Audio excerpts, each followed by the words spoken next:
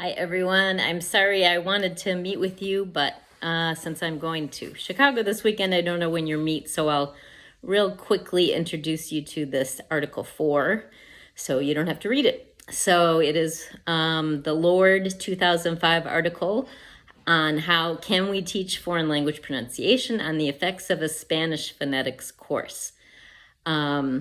And so the main purpose of the study was to see if explicit pronunciation instruction, they did some students who were trying to learn to speak Spanish, right? They were trying to learn to have it with a good accent and really sound like Spanish speakers. They were trying to see if certain pronunciation instruction, and they had to kind of self-analyze themselves and listen to themselves if they will help these second language learners in the pronunciation of 4 groups of Spanish phonemes. And so they went through the 9 sounds that were most troublesome for English learners of Spanish. And this is like pata ka is slightly different in Spanish, not the same as in English. The trilled R, some diphthongs between words like tio and tuijo, I think. I don't know Spanish very well. And then a bunch of fricatives, bilabial, dental, and velar, which are allophones to the voice plosives. So they had some native speakers do a control group to kind of see those were ones who are native speakers, how good they can hear sounds like the pata ka.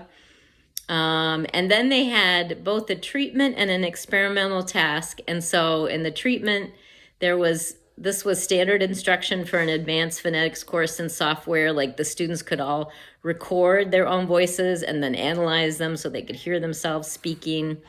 And in the experimental task, the students read a short paragraph.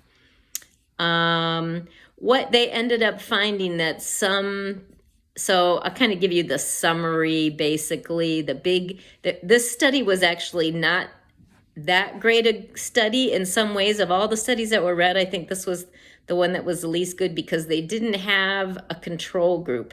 They just had 2 groups who were using different techniques. And so you don't really know.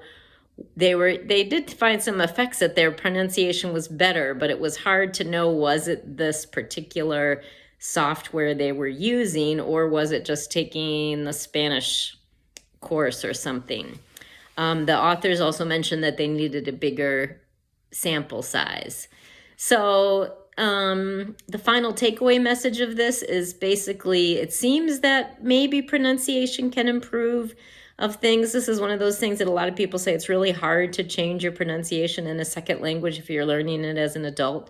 But it's possible, like they had some evidence that it can, but it wasn't great evidence. And there also was some evidence that it might be beneficial for students to do kind of a self-analysis of their own when they're trying to learn to speak a new language, like to speak into something and then hear themselves speak. All right. So, but this was the weakest article of the group because it didn't have that control group. You're not positive that the method they're talking about is what made the students better. Like maybe any student who was in a Spanish course would get a little better at pronunciation even without using the software. And that's it. So very quick, that's about all you need to know about this article.